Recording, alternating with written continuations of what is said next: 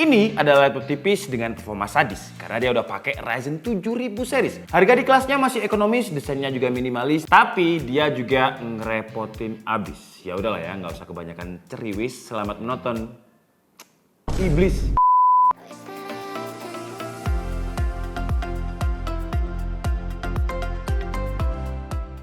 Hai Andika, guys di sini. Jadi ini adalah laptop Lenovo Yoga 6 yang secara performance dia ngebut abis untuk ukuran laptop yang segini aja. Dia ini kenceng baik dicas atau nggak dicas, nantilah di bagian performanya kalian lihat sendiri. Tapi yang saya nggak suka dari laptop ini, dia ini merepotkan. Bahkan saya pernah dapat komplain karena laptop ini. Jadi dulu penamaan Lenovo Yoga itu menurut saya udah bener. Lenovo Yoga C series, C-nya stand for convertible, terus juga ada Lenovo Yoga S, S-nya itu slim, dan ada D, D itu bisa duet atau detachable. Nah sekarang mereka ganti penamaan. Kalau saya pribadi sih nggak bingung, tapi ada beberapa pengguna yang masih bingung. Bahkan saya ya itu tadi pernah kena komplain gara-gara laptop ini. Gimana ceritanya? Kita main kuis dulu deh ya. Jadi ini adalah Lenovo Yoga Slim 7 Carbon. Ini dia laptop convertible, slim atau detachable. Kalau kalian bingung saya kasih clue deh ya. Dia ini touchscreen. Dan karena touchscreen fungsinya bisa jadi tablet. Dan kalau bisa jadi tablet berarti adalah laptop yang Tom jawab Tom. Tom jawabnya 2-in-1. Ya, 2-in-1 itu convertible. Nggak sepenuhnya salah karena ada kata touchscreen-nya tadi. Tapi kan ada signaturenya di awal tadi, Lenovo Yoga Slim 7 Carbon. Ngerepotin kan? Kalau slim ya slim aja, nggak usah touchscreen gitu. Karena kebanyakan orang beli touchscreen saya yakin pasti belinya yang convertible. Yang literally bisa jadi tablet, bisa dilipet 360 kayak gini. Dan penamaannya itu loh ya, jangan cuma Yoga gitu aja. Entah Yoga C kayak atau Yoga Prasetyo kayak terserah. Yang penting ada Yoga Slim kayak Yoga Duet. Gitu kan penamaannya pas, bukan cuma Yoga aja. Nah si Yoga ini ngapain?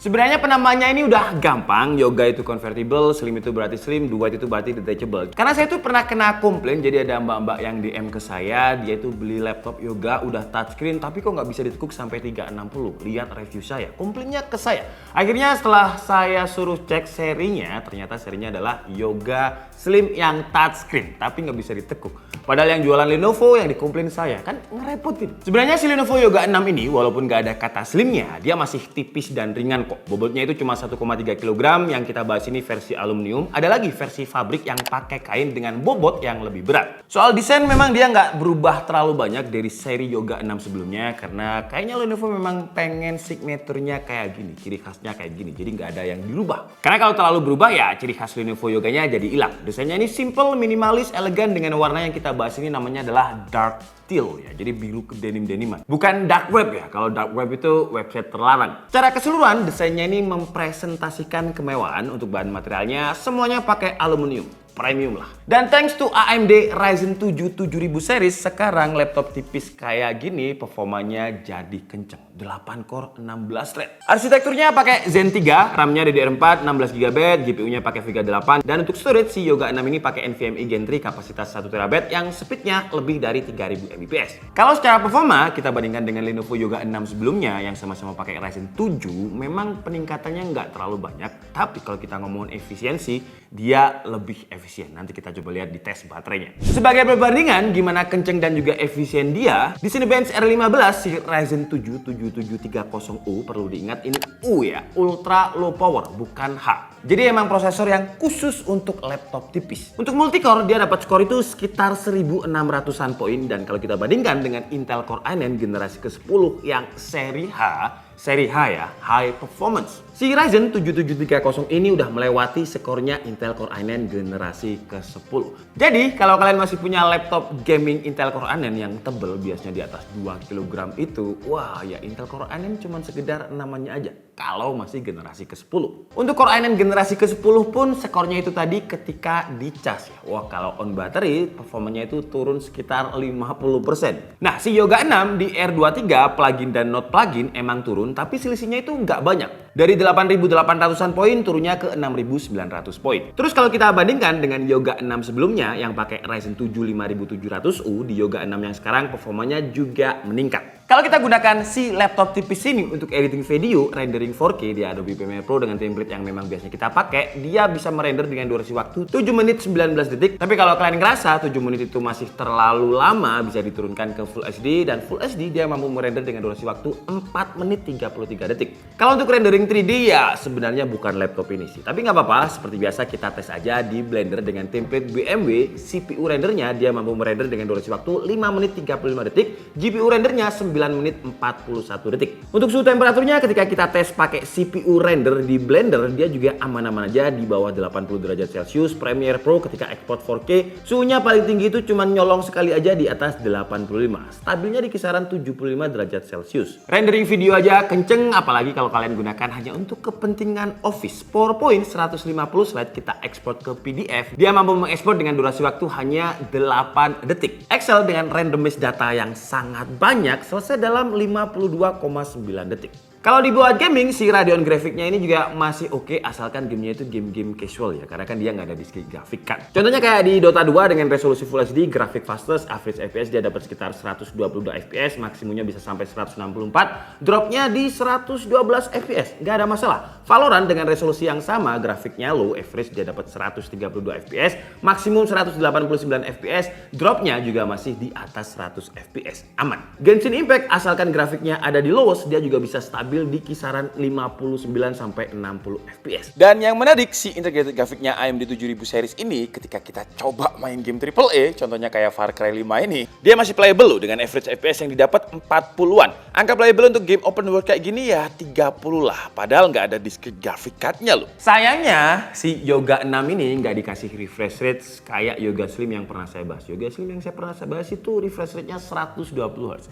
Nah, si Yoga 6 yang sebenarnya touchscreen-nya ini bakalan beneran kepake, malah dikasihnya 60 Hz. Layarnya juga masih pakai IPS, gak pakai OLED kayak di Yoga 7, tapi IPS-nya ini masih oke sih. Dia punya color gamut yang pas untuk editing. Kalau brightness, sayangnya dia masih di 300 nits. Kalau di indoor kayak gini sih aman, tapi kalau kita bawa outdoor ya agak lumayan memaksa mata untuk melihat karena kurang jelas. Si IdeaPad flag-nya aja 300 nits, seharusnya Yoga ini minimal menurut saya ya 400 nits lah. Di atas layarnya ada webcam yang resolusinya ini 1080p, sayangnya masih 30 fps jadi masih ada delay kalau kita gerak-gerak kayak gini. Dan dia juga udah ada IR kameranya untuk login mudah ke Windows Hello. Sayangnya webcamnya ini nggak ada fitur follow cam, jadi walaupun saya kemana-mana dia nggak bakalan ngikut. Untungnya ada software bawaan dari Lenovo yang namanya Lenovo Smart Appearance yang bisa bikin muka kita terlihat mandi walaupun kita belum mandi. Jadi kayak lebih di-retouch gitu lah. Untuk mikrofonnya dia juga ada AI noise cancellation, dan yang kalian dengarkan ini adalah dari tadi ya kualitas mikrofonnya Lenovo Yoga 6, dan saya coba ngetik-ngetik di sini. Kalau misalkan dia bisa terfilter dengan baik berarti noise cancellation-nya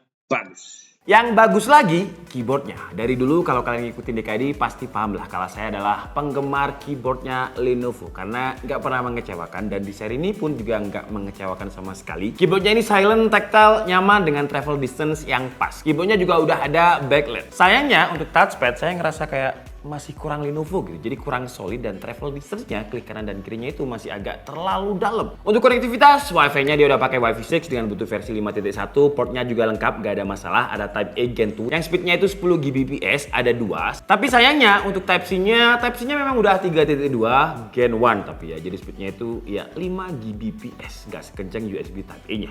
Untungnya USB-C-nya ini udah bisa power delivery sama DisplayPort. Untuk HDMI udah 2.1 dengan 4K 60Hz, SD card-nya ada, dan audio jack juga masih ada. Yang nggak ada adalah port LAN. Oh ya, di dalam paket pembeliannya kita juga dapat stylus, yang stylusnya ini support dengan 4096 pressure sensitivity. Buat gambar-gambar aman, responsif, gak ada masalah. Terus fitur-fitur lain di Lenovo Vintage-nya juga banyak, yang kalau saya jelasin semua bakalan panjang durasi videonya. Jadi kita bahas yang paling menarik aja ya. Contohnya kayak intelligent feature, di mana touchpad dan touchscreen-nya di sebelah kanan bisa untuk adjust brightness, di sebelah kiri bisa untuk adjust volume. Nah, biasanya kalau serinya beda, fitur di Lenovo Vintage-nya bakal beda. Jadi harus sering-sering update dan lihat-lihat di Lenovo Vintage fiturnya ada apa aja. Sekarang kita bahas masalah efisiensinya. Performanya dia udah melebihi dari Intel Core i9 generasi ke-10, tapi baterainya apakah seboros Intel Core i9 generasi ke-10? Tentu aja tidak. Baterainya ini punya kapasitas 59 Wh yang ketika saya gunakan untuk browsing dengan Wi-Fi, ada Wi-Fi-nya ya, bukan video playback. Browsing ganti-ganti website, dia ini bisa bertahan sekitar 12 jam. Wah gila, ini awet sih ya. Kenapa bisa awet? Ya karena AMD memang punya visi untuk memberikan efisiensi power yang terbaik kepada penggunanya. Dan untuk ngecasnya seperti biasa Lenovo ada rapid charge yang kalau kita gunakan 0 ke 80% itu cuma sekitar 47 menit ngecasnya. Kalau 0 ke 100% sekitar 120 menit kalau misalkan nggak pakai rapid charge. Oke, jadi itu tadi adalah review dari Lenovo Yoga 6 Gen 8 yang pakai Ryzen 7 7000 series 7730U. Ingat ya, gampangnya kalau Lenovo Yoga tanpa embel-embel apapun berarti dia seri convertible. Jangan sampai salah beli lagi. Dan tolonglah Lenovo seri Yoganya ini yang convertible dikasih penamaan lagi gitu, antara Yoga C atau Yoga Aruh, terserah lah.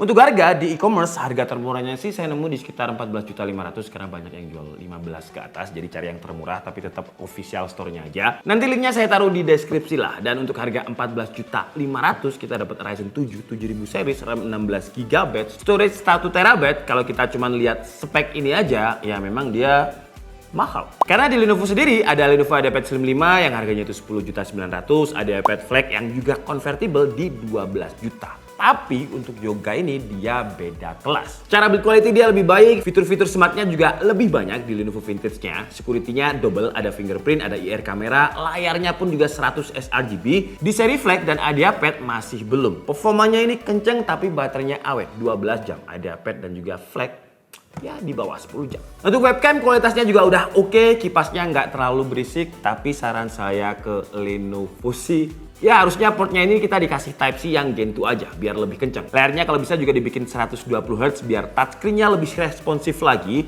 Terus brightness-nya 300 nits. Ya ini Yoga loh, harusnya dikasih di 400 nits. Ya itu adalah saran saya ke Lenovo buat kedepannya. Saya Dika Setiabudi and see you on the next video. Bye-bye!